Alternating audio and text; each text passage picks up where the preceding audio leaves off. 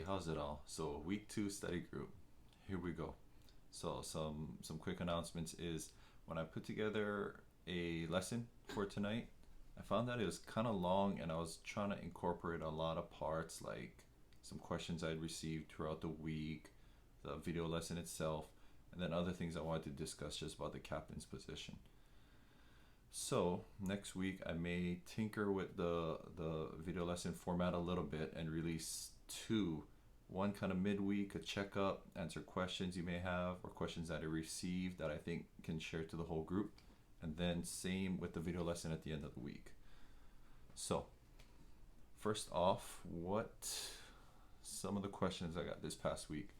The first one is 18 hours of reading. Kind of a lot of reading. So how do you kind of wrestle that bear? So the advice I passed on was one thing I want to make clear too, I didn't make clear last week, is when I say SOGs, I'm referring to the SOGs and the rules and regs because the exam will encompass both, correct? So SOGs just for short, but I really mean all our department references that will be testable material. So again, 18 hours is for A-Watch example, what I kind of looked at this week is we work Monday, Wednesday, Friday, 3 days. The following week after that, we work 2 days, then 2 days, then 2 days again. Then the week of the exam, we work 3 days. So basically it breaks down where all the watches work 2 1/3, 2.5 days a week. So if you can read 5 to 6 hours at the station, which I know you can because we have time, and then you can read another hour or two on your days off, you'll easily hit 18 hours. And again, what is that 18 hours based around? So that 18 hours is based around that the average human reads 40 pages in an hour. All our lessons or all our materials, department references, are all in outline form. And because you all are smart, because of the 100% that applied for the job, you were part of that 5 to 10% that got hired. So I know you're all smart. So I know you can read very fast. So if you look at it as 50 pages a minute, right? Outline form, intelligent study group we have, is you should be able to make it through the entire SOGs, again, SOGs and rules and regs, in a week's period. Again, 5-6 hours at work, another hour or two on your day off, and then you're getting through the entire reference, the SOGs, at least once per week. As I mentioned, my particular strength is volume reading, or my particular learning method is volume reading, and that's kind of what I'm sharing with you here. So for example is I've been writing these assessments and study questions for about 3 weeks now, and I've been through the SOG about 5 times. So I'm kind of getting to the point where I recognize stuff like, oh, okay, that's from emergency operations 302.13, and that's kind of the point, that's kind of where we want to get you guys at. Obviously because it's good to be familiarized with our rules and regs, but also because we're trying to build that recognition, especially that cache memory that we draw on quickly when it'll come to the written exam and the assessments. So that's why volume reading.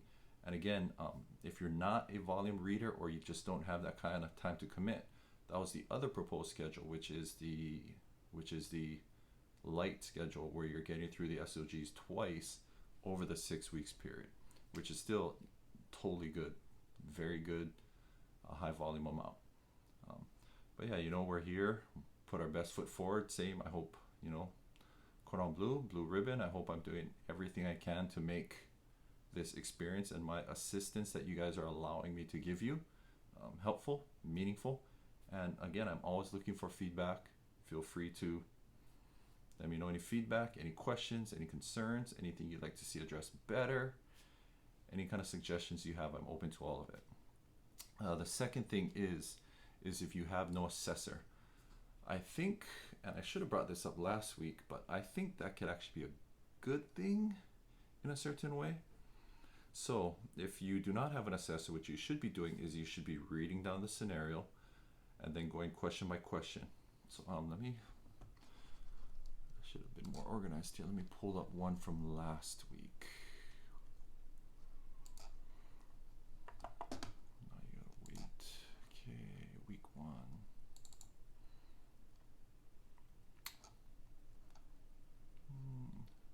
Here we go. So for example, last week we did, this is MCI, MCI and triage.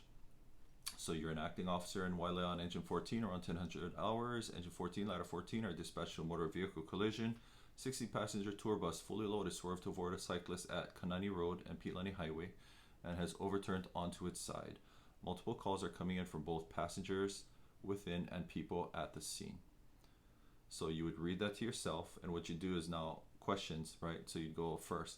After the initial dispatch of engine 14, and ladder 14, what is the remaining balance of a first alarm to an accident with extrication, and do you anticipate based on the call description that this will be sufficient for resources? So basically what you're going to do is now you're going to take out just scratch paper, pencil, and you're going to write down your answer. After you're done with that, you've completed your answer. Now you're going to go to number 2, describe the 3 main objectives and associated strategies and tactics of each regarding the response for a multi-casualty incident. So same, so when we do this, in fact, what I'm going to suggest is that of your 3 assessments that you have a week, that you deliberately do one like this. Reason being is what you're doing is, I'm hoping, or the thought process, or the theory rather, will be that now you switch from verbal to handwriting. You should, I'm hoping that you'll build synapses, you'll engage different parts of your brain, and you'll build more elasticity within your brain and within this knowledge base, and that should help you, that should help strengthen your knowledge of the SOGs, and specifically as it comes to preparing for a test, because now you're engaging different parts of your brain and multiple parts of your brain. So as a suggestion is, perhaps you may even think about one of your 3 assessments per week, doing it as a written exercise, just as was just explained. And so that was one. If you have no assessor, that is a totally legit option. What else did I have? If you can't keep up. So again, what I want to emphasize is this is meant to be a support mechanism. If you want it to be a fully encompassed learning plan, which is what the study schedule is, by all means, then it absolutely can be. But again, this is a support mechanism, and it's not meant to, you're meant to, I want you guys to feel like you guys can challenge this schedule. And by that I mean, question, is this really the best learning modality for me for this captain's exam? Because if it's not, you have to be able to admit that to yourself, or understand that, and find your own path to study. And this just complements whatever you're doing, right? So by that I mean, originally I had tinkered with, do I do this by the week, or I thought about putting this on a 9-day rotation, so we'd always be structured around our return to work schedule, right? Our 3 on, 6 off, and then swing back around. That is, to me, still might be a more successful schedule base. So you may even decide you want to do that. And again, when you get these practice exams, when you get these assessments, there's nothing saying that you have to do them how I'm suggesting you do them. Maybe you want to stack all the assessments for the last 2 weeks and just pound them all out, just bam, bam, bam, bam, bam. Maybe you want to front load assessments more so that you can build more comfortable in the speaking portion of it. Same with the exams. Maybe you rather just focus on reading right now. You just want to read through the SOGs, and you want to read through the SOGs again, and then save all your practice exams for later and stack them later, or put them on your own timeline. That is completely, totally legit, and I think that is very doable, and you should feel empowered and open to doing that if that's going to suit your preparation better than what I have laid out. And again, feel free to reach out to me, and I'd be more than happy to help you structure that around a different time frame based on your individual needs, based on your learning style, based on your personal commitments. We can do that. So again, feel free to hit me up anytime. And then, was there any other question? No assessor, how to keep up, strategies reading. So the last thing I wanted to touch base on real fast is, the captain's exam posted this past week, and the due date is October 21st, coming up Thursday. Is it Thursday? I think it's Thursday. But so just some of the change in verbiage was when they had put out the original directive, the verbiage was 10 years MFD, 2 years at the FAO or firefighter 3 level, 2 years as a driver. That was replaced in the actual job posting back to what it previous was, and that's 8 years MFD with 2 years as a driver. The reason, as it was explained in the captain's meeting, is because to change the qualifications for that position, all the four counties and Crash Fire would have had to have agreed on it before it could be changed. So it was just a little preemptively done, and it has to go through more of a process. So that is the one change that you should be aware of. I've been in 19 years. I only know of one person that has ever done it in less than 10, meet captain in less than 10, Goose. And because there's so much that goes into it. I mean, you're talking timing. Timing alone is virtually impossible to nail timing down. So for example, myself, when our first driver's exam, or when the driver's exam came up for us, we were close to qualifying, we had 5 years and 10 months. So we missed our driver's exam by 2 months. So I couldn't even test for driver until I had almost 8 years in the department. And that's just how timing works. Where a lot of you guys qualified on the day and made driver in 6 years and some change. So that's awesome. So timing may be on your side, but you got to understand that timing and the amount of positions and the ebbs and flows of when recruit classes come in and when they retire, all of that plays a large part into it. And I'll talk about that a little bit more at the end of the lesson, because I'd like to move more into the assessment strategy for now. Okay, so assessment strategy. So this is the actual lesson portion, excuse me. And I'll ask you a question, and the question is, well, how do you eat an elephant? And you eat an elephant, and how we're going to eat an elephant really is, maybe we're going to cut up some over here with some ketchup, and we're going to, over here some gochujang, and then also cube it and put it in some broth. And so the basic premise is you eat elephant one bite at a time, but we're going to vary the way we eat the elephant to make it more palatable. And that's our strategy with studying through assessments, with studying through mock interview questions, which will be coming up in the next few weeks. I'll start putting those out. I haven't decided on the format if I'm going to put them out through a paper or just ask on here in the video lessons for you to ponder, write down, and think about.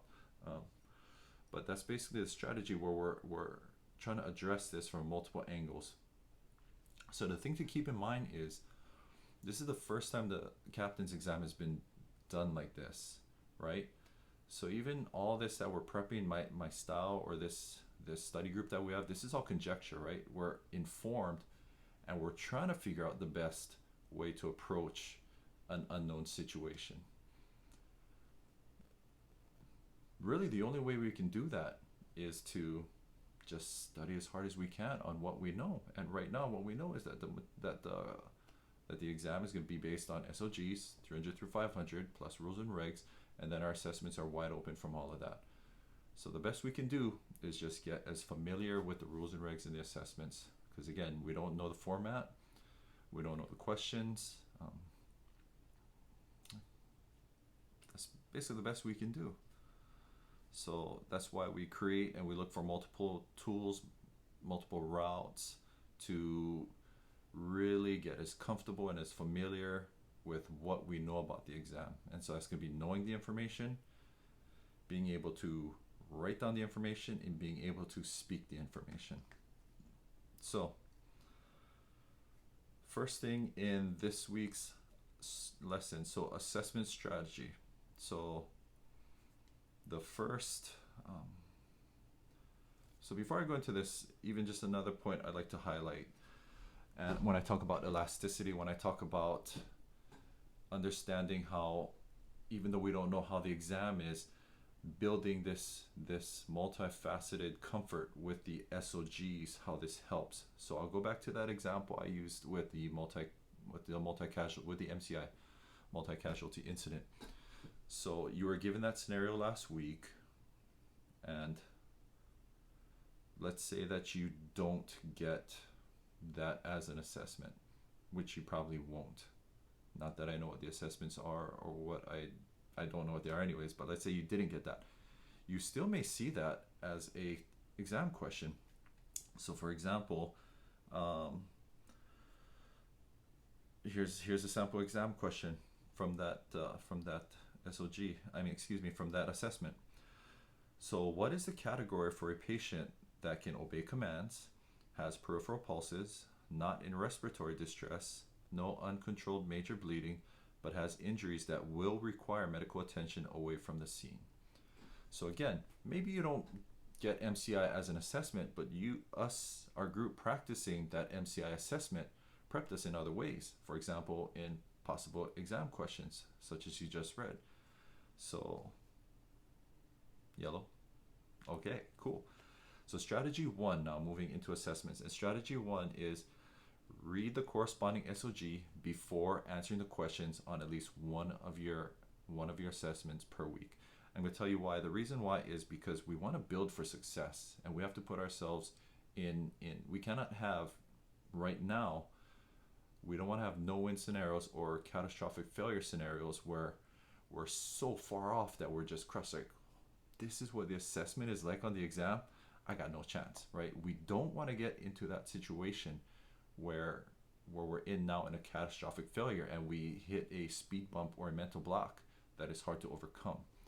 So if you choose one assessment per week, you can read it right before and then do the assessment or have the assessment given to you. Or if that feels a little easy, for lack of a better word, is perhaps you read it the day before. So okay, I'm going to do this assessment on MCIs on Tuesday. I'm going to go through the MCI SOG on Monday, and then you do it the next day. And the reason again is we want to build successes, right? We want to build confidence, and confidence starts with knowing material. So think of this as a training wheel, and as you go on further in the weeks, maybe next week I'll read it 2 days before. I'll read one of them 2 days before, and you get more comfortable. And then the following week I'll read it 3 days, and maybe by the end, maybe you don't have to read it, or maybe you still have it as a tool, just to help your speech, right? Because it's one thing to read the information, but now we have to get that information out. We have to get that information out eloquently in the assessment, and the assessment is much I hate to use the word test, but it's as much a test to our ability to present information as it is to know the information. Yeah, so that's something very important to keep in mind. So again, what I would suggest is once a week, read before you perform the assessment. If you'd like to save all 3 of your assessments to do organically, another suggestion I have is just turn to random SOGs, read them, and practice reciting them verbally aloud, or just write your own questions. So for example, you can write your own question for Helo Up, for trench rescue, for a RWC, and then you read down and then you repeat. Okay, so I'm going to read through the first in duties, and now you ask yourself, what are the first in duties of an engine company at an ocean rescue? And then you just read it down, right? You just read it, and then what you're doing is you're a little bit more connected to it, where you can focus more on the eloquence of your speech for the assessment portion, right? And we all know guys like this, or people like this, where, man, book knowledge, it's verbatim in their head, but being able to get that out is another tool, it's another skill, and we want to make sure that we're working on that too. So we can't look at the SOGs simply as a big unknown, as a puzzle that we're trying to unlock, and that's the only puzzle, because that's not the only puzzle. The other puzzle is us being able to deliver what we know, and that's a very big portion of this whole process. So strategy 1, read the corresponding SOG before answering the question once a week. All right, so now what I'm going to do when I get into strategy 2 is I'm going to read you a scenario, and I want all of you to close your eyes and visualize the call. It's going to be an area that most of us are familiar with. Either we work the district, or you went there because it's Maui. Everybody goes everywhere on Maui, or you responded there as a supporting, as an FGS, or as rescue. So listen to the scenario and then let it play out in your head. And I want you to think about, I want you to think critically about your resources, how you'd use them, how you would place them based on your Rolodex, what you hear, and your experiences. Okay, so here's the scenario. 1923 hours, 7:30 at night.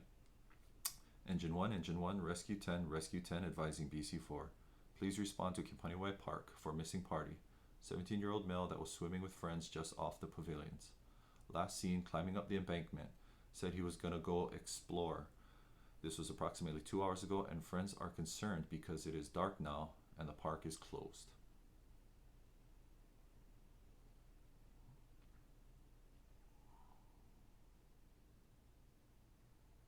Okay, so strategy 2. This is a big one. Sitting in the interviews, I've seen it happen. Strategy 2 is do not get sucked into the scenario. Stay present in the SOG. What does that mean? Is when we hear an incident that we have a Rolodex for, something we're familiar with, oh, I know that, I can nail that. That happened to me in one of my interviews. Is I got a ladder one, and 3 years later, firefighter one, 3 years later, FAO. You throw anything ladder at me, it's just kidding. But point being is, when you think of scenarios, when you think of these assessments are quantitative versus qualitative. So what I mean by quantitative versus qualitative is quantitative, another word for quantitative is objective or synonym. And basically, when you're in an assessment, we're not looking for the quality, but what's not being assessed is the quality of your understanding of the incident type and what you would actually do. What the assessors are looking for is they are looking for that you are able to read down the SOG, that you are familiar with the SOG and you know the proper steps. So for in this example, right, this would be a wilderness search and rescue. So we're not looking for, engine 1 go here, rescue 10 do this, air 1 on standby, BC4 respond, bring in an additional unit for downriver, all that stuff. That's badass that you can do that, but that's not what the assessment is about. The assessment should challenge you to go through your wilderness search and rescue SOG and read down. So provide an initial radio report for the incident type, provide first in unit capabilities, classify the incident, and describe the technical rescue capabilities of MFD. Your questions or your assessment will be structured in some way, your questions, to answer those 4 areas. And that is what you need to do for success on the assessment. So let's say that assessment, for example, let's say there's 25 checkboxes. So by checkboxes, I mean that you're identifying things in the SOG. When they hear you say it, you receive a point for. Okay? Now, let's say you did that. You ran that badass incident based on your Rolodex, based on working Engine 1 previously or Rescue 10 previously. And it all sounds great. And you actually ran a very good incident, but maybe you hit 5 of the 25 checkboxes or 10 of the 25 checkboxes because you didn't say, it wasn't objective or it wasn't quantitative in the way that you said. You said certain keywords or phrases or wordings to score points based on how the assessment is set up. So it's very important. I saw it many times. It happened to me, and guys get sucked in to the scenario versus sticking to the SOG. So it's important that when you're read the scenario, the first thing you want to try and do is identify what SOG that is and already start stacking in your brain. Page 1 was this, page 2 was this, page 3 was this, page 4 was this. And then pay attention to the wording in the questions so you know exactly what they're looking for when they ask you questions. Now, some thoughts on that is, we talked about quantitative versus qualitative. So because it's a quantitative assessment, this is objective. There's actual checkpoints, there's phrases, there's things that you need to say to score points in this. and versus qualitative. So if you think qualitative, a synonym for qualitative could be subjective. And so where you'll have a qualitative assessment or exam will be if you make it through the interview portion, right? So that's where now you're scored on a scale based on the quality of your answer. Missed the point of the question, incomplete answer, average answer, good answer, wow, outstanding answer. And that's qualitative because it's based on the impression that your answer gives to the interviewers. So that's where you'll have more of a qualitative. Now, when you look at the big picture of our assessments, I believe our department is moving forward and took a big leap forward by bringing the material back to MFD references. And point being is because now we're actually running our promotional exams based on what we actually do versus textbooks. And again, I have no problem with textbooks. Textbooks are great. Textbooks build a foundation of knowledge that you build on through your specific work experiences. And so what we should be doing is having our work experiences and our textbooks more connected specifically to what we're doing. And that's the direction MFD is moving towards. Now you could nitpick, and when I say MFD, I'm saying my fire department, not the department we work for. Excuse me, just gotta log back in real fast. And so I know there's part of a challenge in, well, what's the value in being able to read an SOG versus being able to critically analyze an incident and apply the SOG? And you're right, but this is our first step, right? Just like Edward Scissorhands, we'll get there, and MFD made great steps in redefining and redesigning this promotional process. And again, we're at the ground level. But yeah, so it's just a little bit more on the direction we're headed. And I say that because I know there's gonna be a little bit of frustration. It's gonna feel like a little bit of an artificiality that, well, why are we reading on the SOGs? They should want to hear how we really perform. And they will in your interview, how you handle the questions in your interview. And again, this is an improving process that we just took huge leaps forward in. So strategy 3. So strategy 3 is don't be hard on yourself. All right? Don't be hard on yourself. On the assessments, you're not supposed to score through the roof. The example I use, if you're a nerd or a dork like me, is the Kobayashi Maru. If you don't know what the Kobayashi Maru is, that means you were probably cool in high school. But that's all good now. I'm 40 now, I don't care anymore. So the Kobayashi Maru is a futile exercise in Star Trek, an exercise that is meant for people to fail to test their ability to stay engaged, to stay positive, and to remain a critical thinker in a no-win situation. That's the Kobayashi Maru. So my example on this is on my first battalion chief interview. How many times I got passed up a few times, but on my first battalion chief interview, one of the exam questions was in a discipline that I had a strong job knowledge about because I had been on that type of company for a long time. So when I got it, I was like, oh, all right, well this, and I answered it very, in my opinion, very strong, in a very strong manner, like, okay, right down the line, right down the line, right down the line, right down the line. Like, cool.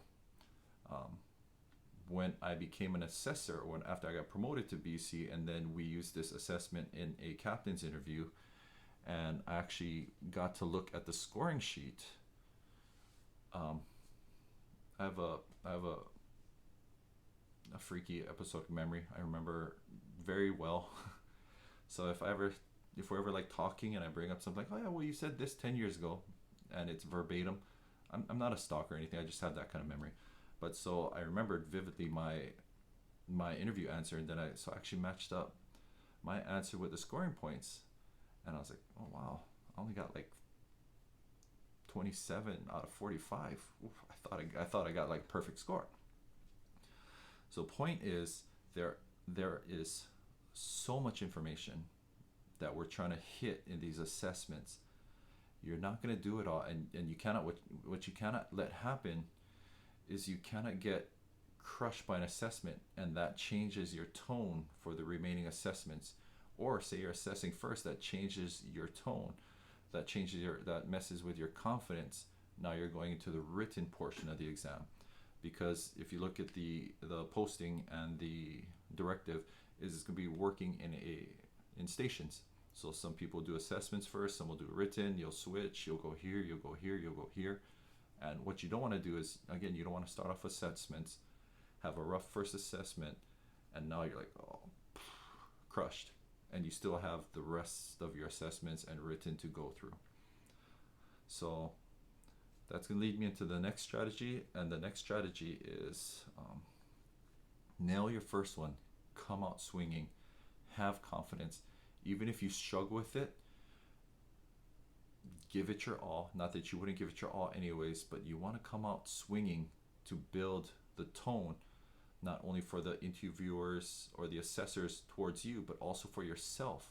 You want to project that and build confidence to move through the rest of the assessments.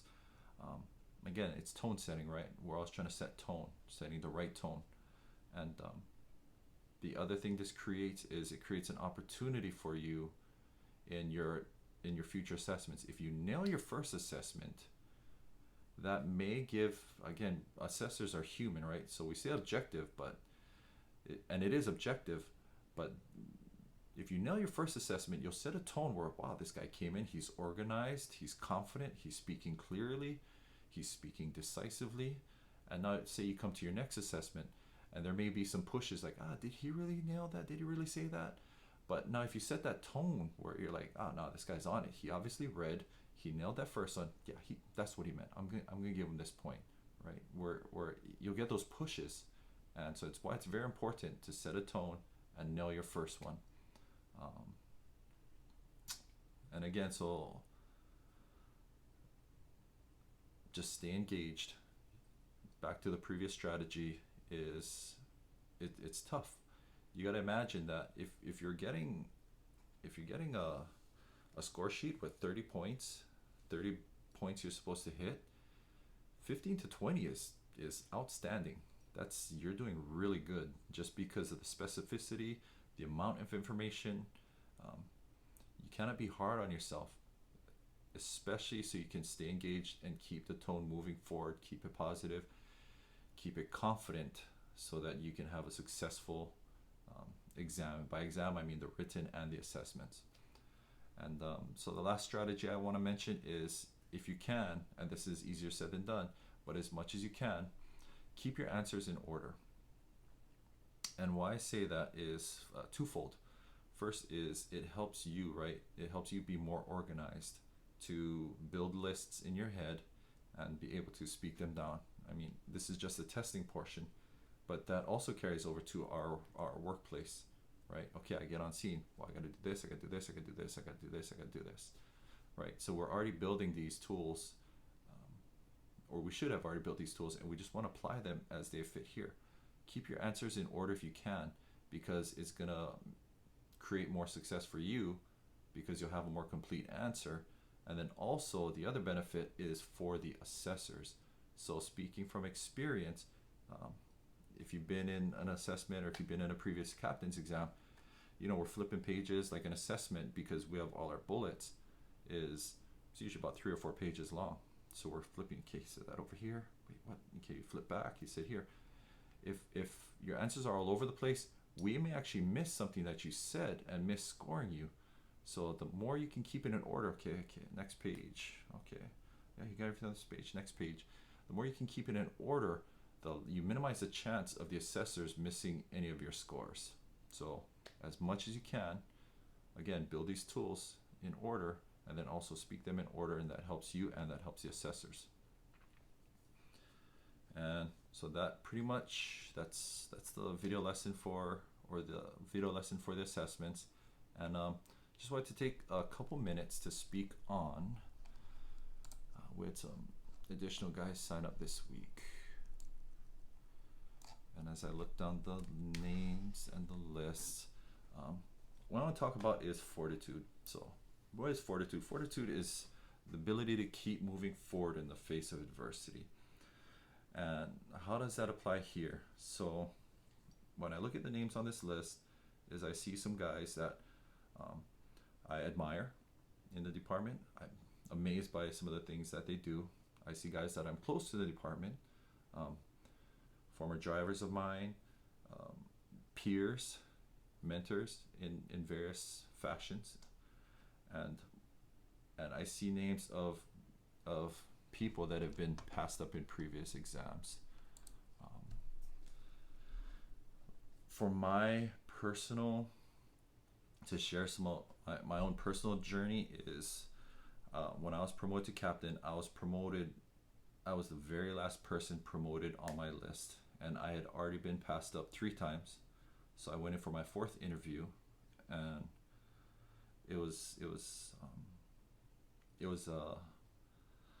not a fluke, but it was one of those bittersweet, because I had a mentor in the department that had to separate for personal reasons, and that created the captain's position that um, I had eventually received. So again, I was promoted last on my list. I was promoted with a guy that I was very close to, that I was in the military with before I got into the fire service, and we were promoted to captain together, both on Molokai. He was at 4, I was at 9, and so that was rewarding in itself. But if we had gone in together for the last position, I wouldn't have got it.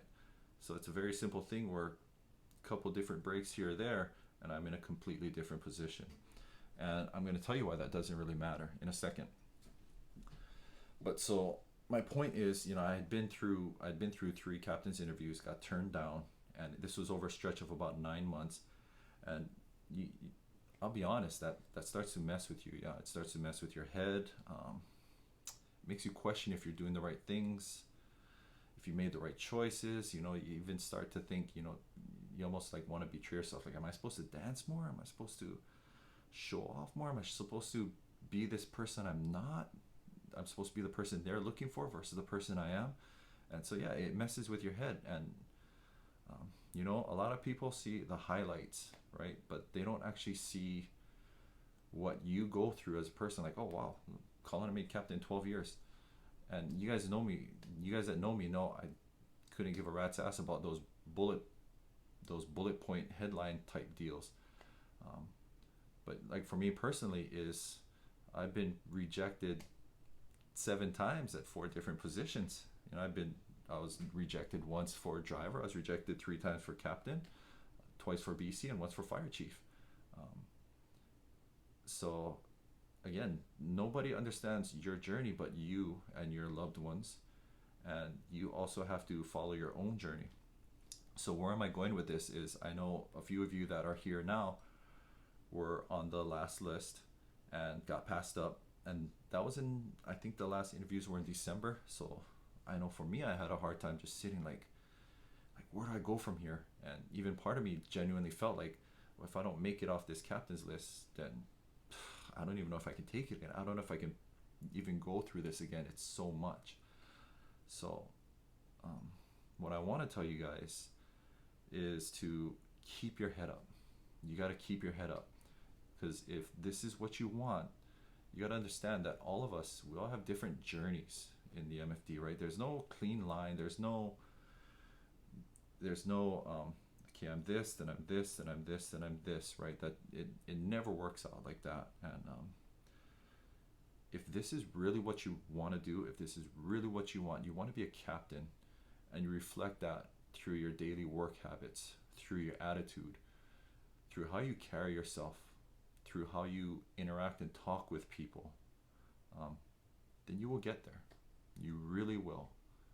I know, because I was on your side and I struggled, and I had to, every time I got rejected, what I did is I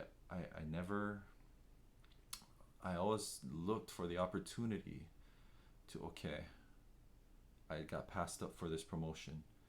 What do I need to work on? I would look at everything. Okay, maybe they're seeing this, maybe they're seeing this. And I always took it as an opportunity to better myself. And again, that's much easier said than done. because we're all hard on ourselves. I'm very hard on myself, but having that fortitude, back to that word fortitude, is, as I mentioned, if you want it and you're actually doing the things you need to do, you will get there. So the other thing I want to mention for the younger guys too, if this can be your first captain's exam, or if you're just studying and you're not qualified yet, is that it's a long road, it's a long journey, and you got to understand, when you look at the demographics of our department, I just wrote down some numbers here. We have 2 captains that have 30 plus years, we have 10 that have 25 plus years, and then 20 plus years we have 17, 15 plus years we have 17, we have 1 with 10 plus years, and so 54 captains, 51 ops, and 3 bureau, and we're projected to have 3 vacancies this year. So when you look at the youth of our captains, most of our captains are in that 15 to 20 year mark right now, or like 15 to 23 years, 22, 23 years. So when you look at that, is you got to understand is the way the captain's positions are going to open is going to be very challenging in the future. And now you look at the score, the way the captain's exam is rescored, I think it heavily favors, not heavily, but I think more of the score favors seniority. And the reason being, because previously, seniority was 40%, the written exam was 60%, but the written exam just had so much material, right? It's 2,700 pages, versus now it's a level playing field where it's going to be hard to stand out without great effort in the rules and regs. So because that's a little bit more of a wash, the seniority portion will create more separation. So now, also speaking to those young guys, again, I was a young guy, I took the captain's exam at 11. I took it with a person that I was close to and kind of always looked up to growing up, and we were always kind of in the same position. He came to the class before me, I was in the consecutive class 5 months later. We got promoted to driver a month apart, and so we took it 11 years. And then after the exam, we pulled around the corner and talked for hours, and we were like, okay, well, we took it, we got to see it, we'll be back in 2 years, and we'll get maybe promoted if we're lucky at 14, 15 years, and we'll be a Molokai, and we'll get sent to Molokai. But lo and behold, we both went first round interviews and eventually moved up. So point is, for you young guys too, is just what I'm telling the other guys, it's in your daily preparation. Yeah, you don't come in and get promoted to captain because you studied for an exam. It's in your daily habits. It's in how you work, how you carry yourself, your attitude, how you interact with others, and the service, the commitment to excellence you provide in your service. So always keep that in mind. And the reason I say this is, again, if you go by the numbers, we have 83 drivers, 54 captains, and about 150 something firefighters. So the fact of the matter is, the career path is not supposed to be for everyone where you go from firefighter to driver to captain. And it shouldn't be. If you're here because of that, then you're in the wrong place, because that artificiality, well, I'm a firefighter, eventually I'm going to be a driver because that's what I'm supposed to be. Or I'm a driver and now I want to be a captain because, well, that's what I'm supposed to be. That's not what we're looking for, and that's not what the MFD deserves, and that's definitely not what you deserve, because you may put yourself in a position that really you're not happy. And so the point is, you got to find where in this department will make you happy. And if you ask me, top of my head, who are the 5 best firefighters? If we're the 5 best firefighters at MFD and I had to think of them off the top of my head, 1 would be a firefighter 1, 1 would be a firefighter 2, 2 are drivers, and 1 is a captain. So it's not a straight line. Like, you're not supposed to necessarily go from firefighter to 2 to 3 to captain, right? You have to find your niche in the department. What makes you happy? What makes your family happy? What is a healthy work environment? What is a healthy work pace? And that's where you're supposed to be in the department. So keep in mind, that is the journey, right? So don't get too distracted by, and I hope I don't put out this false impression by giving this promotional course like this, or these promotional lessons, this is just a support mechanism in a bigger picture. This doesn't supplant everything you're supposed to be doing on a daily basis. That's just the one last tip I wanted to, or last anecdote on my part, right? And again, my answers are not all the right answers. They're my experiences, and if you take anything away from it, even 10%, then hey, it helped you out. But yeah, guys, that is all I got for tonight. And so week 2, 302 for our operations, 3 assessments, and again, hit me up if you guys need anything. The last thing is, if anyone wants to do any one-on-one mentoring, I am going to put out a Google sign up. I will email it to you guys probably Monday afternoon, maybe Monday afternoon, because I want to give my drivers who haven't signed up yet a little bit more opportunity, or I might just send it out tonight, who knows, but look for your email. But yeah, basically, if you are on BAT 2A, if you're on my battalion, you can sign up for 2 hours, so 2 slots. If you're on any other battalion, please just sign up for 1. And I also ask that we limit it to guys that will take the exam, because there are limited slots. So if you're just here for the extra studying, for the extra influence, extra practice, that's fantastic. But if we can for now, just leave the sign up slots for those that qualify and will be taking the captain's exam. If you want to sign up and you're not on BAT 2, please feel free to sign up for 1 session. How do we do it?